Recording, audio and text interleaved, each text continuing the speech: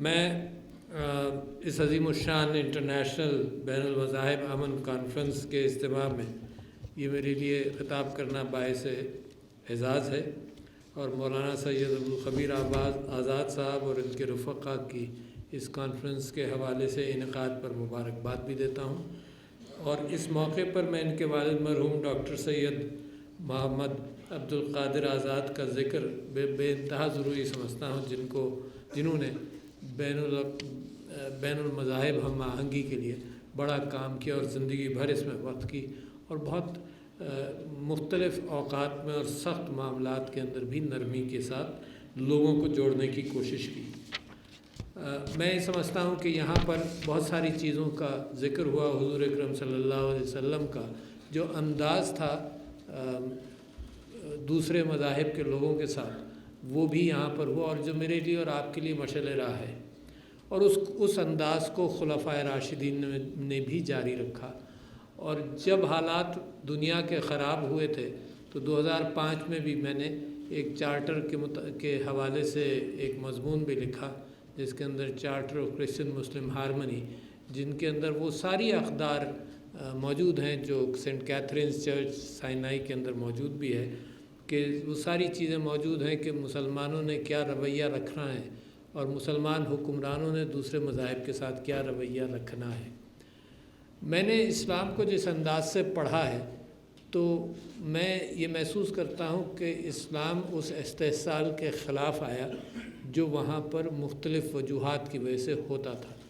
عورت کے خلاف استحصال تھا جو بڑا تکلیف دہ تھا، اور آپ لوگ واقف ہیں کہ لڑکیوں کو دفن بھی کر دیا جاتا تھا۔ قبیلوں کے درمیان استحصال تھا، غریب آدمی کا معاشی استحصال تھا، اور پھر یہ کہ اس سب استحصال کو قابو کرنے کے لیے اللہ نے پیغام بھیجا اپنی وحدانیت کا، اپنے ہونے کا، اور یہ کہ میرے نبی صلی اللہ علیہ وسلم آخری نبی ہیں۔ یہ پیغام آیا لوگوں کو جوڑنے کے لیے۔ اس کے بعد آپ نے دیکھا کہ حضور نے کیا انداز اختیار کیا، خلفائے راشدین نے جاری رکھا، اور پھر میں آتا ہوں موجودہ دور کے اندر کہ جس کے اندر مسلمان رہنما ہند و پاک، برصغیر ہند و پاک کے رہنماؤں نے کم سے کم، آپ واقف ہیں 1857 کی جنگ آزادی کے بعد مسلسل کوشش کی تقریباً 70-80 سال کہ ہم آہنگی کے ساتھ خطہ آزاد ہو جائے۔ ہم آہنگی کیا کہ قائد اعظم محمد علی جناح سب سے بڑے اس بات کے پیروکار تھے کہ یونائٹڈ انڈیا جس کے اندر سب کے رائٹس موجود ہوں وہ چلے، اور 1930 کے قریب یا 1925 کے قریب علامہ اقبال بھی اسی بات کے پیروکار تھے۔ علامہ اقبال بھی ایک ہندوستان اور ہندوستان ہمارا عظیم ہندوستان کی بات اور شاعری کے اندر اس کی عکاسی کرتے رہے۔ ساری مسلم لیڈرشپ اس بات کی بات کرتی رہی کہ اکٹھا ہم جئیں گے۔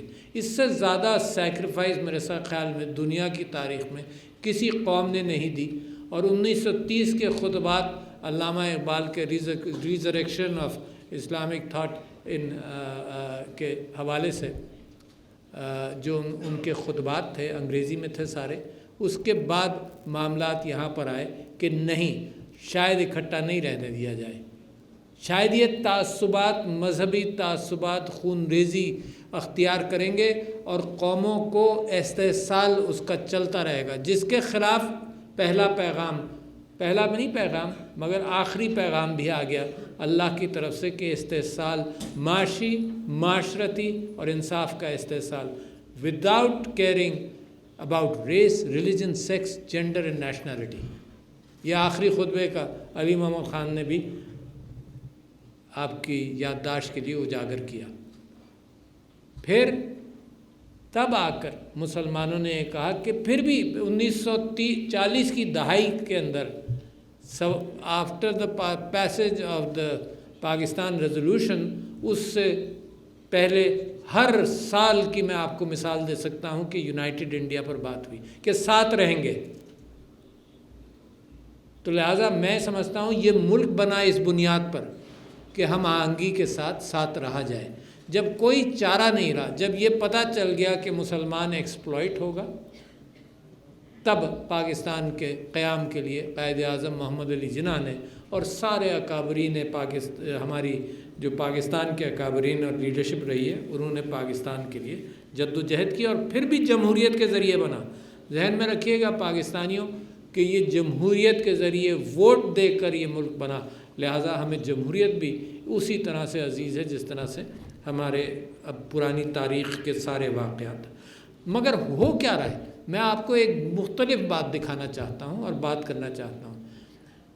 انسان کی فطرت کے اندر ایکسپلائٹیٹو ٹینڈنسی ہے موجود، جس کے ہاتھ میں طاقت ہوگی وہ انصاف نہیں کرے گا۔ میرے نبی صلی اللہ علیہ وسلم اور خلفائے راشدین نے یہ بار بار دکھایا کہ اصل تو انسانیت یہ ہے کہ جب ہاتھ میں طاقت ہو تب اس طاقت کا انصاف کے ساتھ استعمال کرو۔ بڑی بات ہے یہ، ہم اور آپ اس کو نہیں کر پاتے۔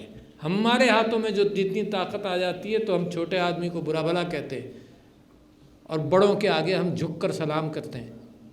تو یہ تو بہت بڑی بات ہے کہ بادشاہ وقت کا وہ انصاف کے ساتھ، وہ بادشاہ جو یروشلم جا رہا ہو تو وہ ایک آدمی ایک اپنے خادم کے ساتھ ایک اونٹ پر سفر کرے۔ کیا بات ہے، یہ دنیا کو دکھایا گیا کہ یہ ایگو، فالس ایگوز، جس کی بنیاد پر ہم ایک دوسرے سے لڑتے ہیں۔ تو یہ جنگیں، یہ کیفیات، یہ سب کی بنیاد ایکسپلائٹیشن ہے۔ آپ انسانی تاریخ اٹھا کر دیکھ لیجیے، یہ جو مذہب کی منافرت یا رنگ کی منافرت یا ریس کی منافرت، اس میں سب کی تاریخ کے اندر آپ کو پیچھے ایکسپلائٹیٹو انٹینٹ نظر آئے گا، سب کے پیچھے۔ اور ایک قوم کو خراب دکھانا تاکہ اس کے ریسورسز کو ایکسپلائٹ کرنا۔ جو قبیلوں کی جنگیں، ٹرائبل جنگیں، اگر چنگیز خان کا دیکھیں تو کیا تھا، وہ کوئی انصاف کی جنگ تھی، صرف ذرائع پر قبضہ کرنا، کسی نہ کسی بہانے سے ذرائع پر قبضہ کرنا، اس قوم کو نکو کرنا، اس قوم کو برا کرنا جس کے ذرائع پر قبضہ کرنا ہے، کبھی جہالت کے نام سے، کبھی جینیٹکس کے طور پر۔ بڑا زمانہ گزرا کہ بلیکس جینیٹیکلی کمزور، جب ان سے غلاموں کو لینا تھا سارے افریقہ سے تو وہ جینیٹیکلی کمزور کہلائے۔ یہودیوں کے خلاف یورپ کے اندر کتنی بڑی سازش ہوئی کہ یہ ریشلی اور مذہب کی بنیاد پر یہ خراب لوگ ہیں۔ آپ نے دیکھا، یہ موجودہ تاریخ ہے، پرانی باتیں نہیں ہیں۔ تو یہ سارا جو مذہب کے اندر ہمیں اور آپ کو استعمال کر لیا جاتا ہے منافرت کے لیے، اسلام اس کے سخت خلاف ہے، اور آج بھی وہی ادوار موجود ہیں۔ پہلے کولونیلزم تھا، اب دوسرے روپ میں مختلف انداز سے بات وہی ہے۔ لفافہ اور کتاب کا جو کور ہے وہ بدلتا جاتا ہے، مگر اصل نیت قوموں کے درمیان اب بھی ایکسپلائٹیٹو نیت۔ نتیجہ کیا ہوا، یورپ نے خوب جنگیں لڑیں آپس میں، جہاں آپ کو یاد ہے 30 سالہ جنگ اور 100 سالہ جنگ، 30 ایئرز وار، 100 ایئرز وار۔ اس کے بعد ایک آرڈر بنا، ویسٹفیلین آرڈر، جس کے اندر یہ کہا گیا کہ بھئی نیشن سٹیٹس آپس میں امن کرو، یہ جنگیں مت کرو۔ تو اللہ کا فضل ہے، یورپ نے آپس میں بھی کوشش کی کہ یورپ میں پھر جنگیں نہیں ہوئیں۔ مگر میرے لیے تو بڑی پریشانی کی بات ہے، باقی سب جگہ جنگیں ہوتی ہیں اور یورپ اور مغرب کے ہتھیار ہر جگہ استعمال ہوتے ہیں، اپنے یہاں نہیں، ہمارے گھر میں نہیں لڑنا۔ مگر اگر لڑائی کرنی ہے تو آؤ باہر آؤ، وہاں افریقہ موجود ہے، آؤ لڑائی لڑنی ہے تو چلتے ہیں مڈل ایسٹ، وہاں لڑ لیتے ہیں۔ پھر وہی ایکسپلائٹیشن کی بات ہے۔ کوئی مذہب کی منافرت نہیں ہے، مگر مذہب کی منافرت کا مختلف بہانوں سے لبادہ اڑایا جاتا ہے اور ظلم کی انتہا ہے۔ اچھا، اور یورپ نے کیا کیا، لہٰذا میں تو یہاں بات یہ کرنا چاہتا ہوں کہ میں اصل وجہ میں اور آپ پہچان لیں کہ human exploitation is what has to be avoided. کبھی مذہب کی بنیاد پر نفرت، کبھی رنگ کی بنیاد پر نفرت، کبھی جینیٹکس کی بنیاد پر نفرت۔ آپ اگر ہندوستان کا موجودہ حال دیکھیں تو وہاں پر مسلمانوں کی تاریخ کو مسخ کر کے مسلمانوں کے خلاف کام کیا جا رہا ہے، اور یہ جو ریاستیں امیجیٹ ایکشن نہیں لیتی یا خاموش ہو جاتی ہیں جب چرچ یا مسجد یا مندر کو جلایا جائے، وہاں پر زیادہ ہوتا ہے. کیونکہ وہ میسج دیتا ہے حکمران. اچھا، حکمران تو ہلکا میسج دیتا ہے. جہاں منافرت تیزی سے پنپ سکتی ہے وہ تیزی سے اس میسج کو بڑی ایکسٹریم تک لے جاتے ہیں. میں تعریف کرنا چاہتا ہوں، جب سب کی تعریف کریں تو کھل کر. نیوزی لینڈ کی جو پرائم منسٹر تھی اس نے بڑا اچھا پیغام دیا جب وہاں پر قتل و غارت گری ہوئی. نتیجہ یہ ہوا کہ اس ملک کے لیے پیغام دیا، وہاں کے مسلمانوں کے لیے نہیں دیا، اس ملک کے لیے دیا کہ تم کس طرح سے رویہ اختیار کرو گے.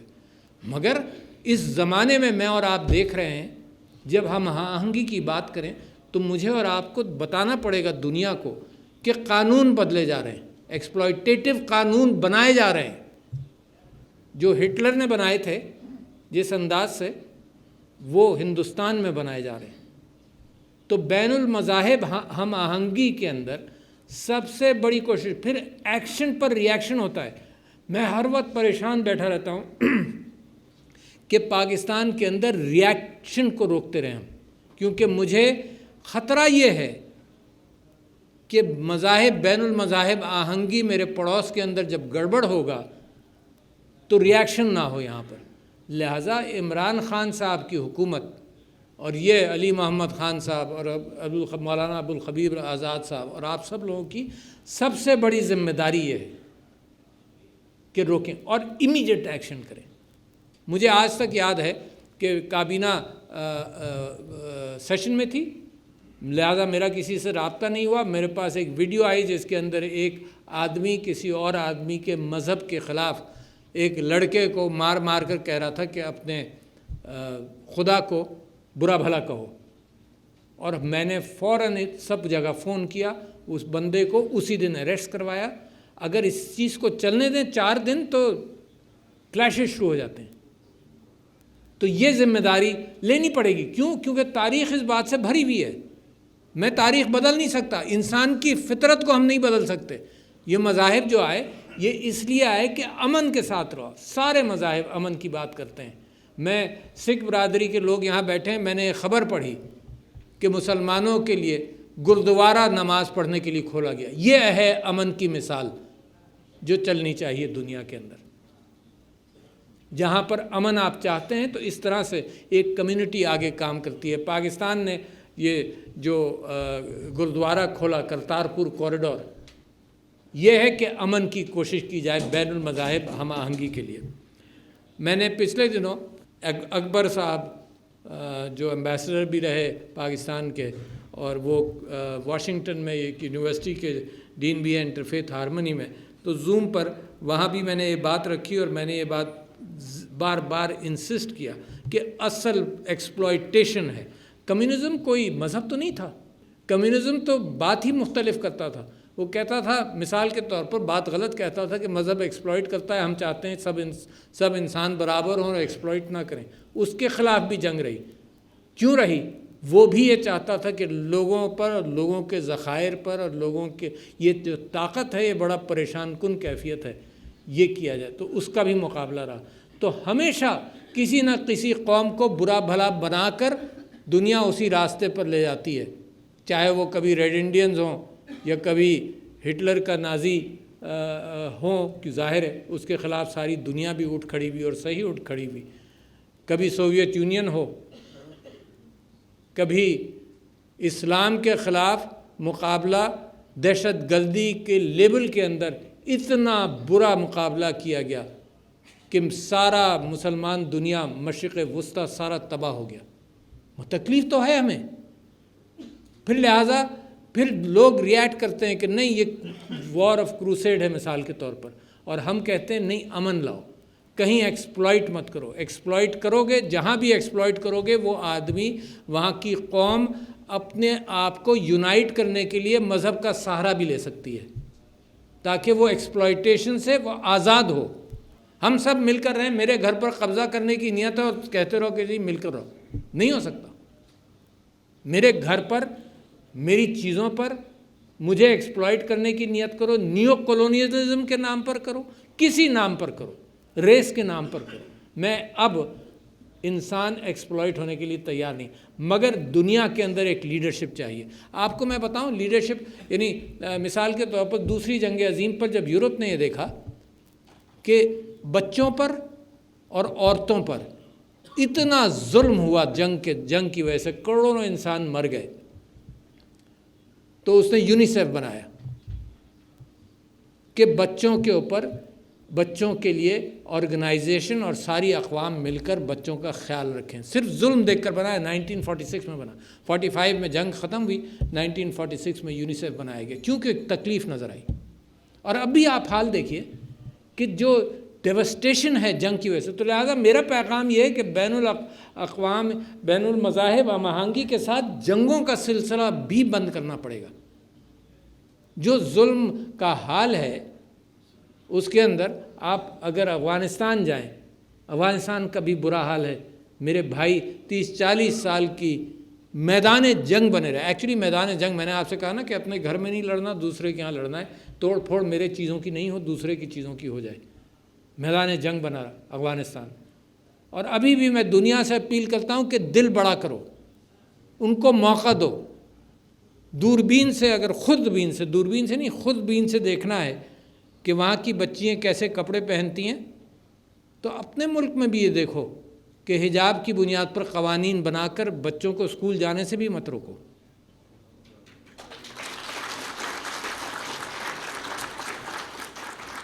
یہ نہیں ہو سکتا کہ کہیں دنیا میں کہیں کوئی قانون ہو، کہیں کوئی قانون ہو، ان کی معیشت کو چلنے دیا جائے، کیونکہ دنیا کے آگے تو بہت بڑے مسائل آ رہے ہیں۔ آپ جانتے ہیں گلوبل وارمنگ، دنیا کو اکٹھا ہونے کی ضرورت ہے۔ میں اکٹھا کیسے ہوگی بھائی؟ جب ایکسپلائٹیٹو انداز سے گلوبل وارمنگ کو بھی ایڈریس کیا جائے کہ ہم نے وارمنگ کر لی، اب تم لوگ مت کرو، تو لہٰذا جنہوں نے وارمنگ کی ان کا رول بھی بہت بڑا بنتا ہے۔ تو یونائٹ ہونا ہے گلوبل وارمنگ کے لیے، یونائٹ ہونا ہے انوائرمنٹ کے لیے، ماحولیات کے حوالے سے۔ یعنی یہ دونوں الگ الگ چیزیں ہیں۔ ماحولیات مثال کے طور پر وہ کیفیت ہے کہ زمین سے وہ اتنے ریسورسز نہیں ہے جس انداز سے بے دردی کے ساتھ انسان نے اس کو ایکسپلائٹ کیا اور ویسٹ کیا۔ یہ چیزیں آواز دے رہی ہیں کہ انسانیت اکٹھا ہو۔ اس میں کوئی مذہب نہیں ہے گلوبل وارمنگ میں، اس میں کوئی مذہب نہیں ہے انوائرمنٹ کے معاملات کو دیکھنے کے لیے۔ تو اس وقت ایک اچھی قیادت کو دنیا کی ضرورت ہے، لہٰذا ہم اپنے مذاہب میں سے ہم وہ اچھے پرنسپلز لے کر آئیں۔ اور خاص طور پر میں سمجھتا ہوں کہ پاکستان کے لیے بڑا اچھا مقام ہے کہ یہ جو ایکسپلائٹیٹو ورلڈ آرڈر ہے، یہ یونیفائڈ ورلڈ آرڈر کہیں سے بھی نہیں ہے، ایکسپلائٹیٹو ورلڈ آرڈر ہے جس کی بنیاد پر سینکشنز لگتی ہیں، جس کی بنیاد پر بہت ساری چیزیں ہوتی ہیں۔ میں یہاں منہ کھولوں گا تو بات پھر وہی کوٹ ہوتی رہتی ہے، ساری چیزیں جو بڑا میسیج ہے وہ ختم ہو جاتا ہے۔ تو لہذا میں یہ کہنا چاہتا ہوں کہ یہ ایکسپلائٹیڈ ورلڈ آرڈر ختم ہونا چاہیے، ویسٹڈ انٹرسٹ والا ورلڈ آرڈر ختم ہونا چاہیے۔ یہ مختلف کہانیاں ہیں جو انسانوں کو ہضم کرائی جاتی ہیں۔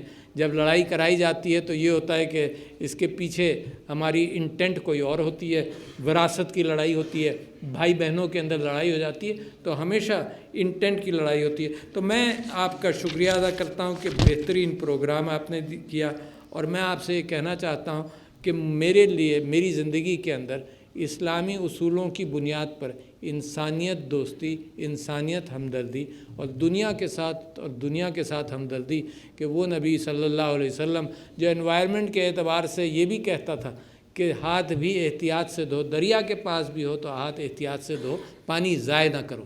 تو ہمیں ان روٹس کی طرف جانا چاہیے اور چوکنا رہنا چاہیے کہ اصل موٹیویٹرز کیا چیزیں ہیں۔ اگر ان موٹیویٹرز کو آپ پہچان لیں تو پھر آپس میں لڑائی کا، مذہب کی بنیاد پر لڑائی کا امکان کم ہوتا چلا جائے گا۔ تو thank you ladies and gentlemen, اللہ تعالیٰ ہمیں سب کو کامیاب کرے۔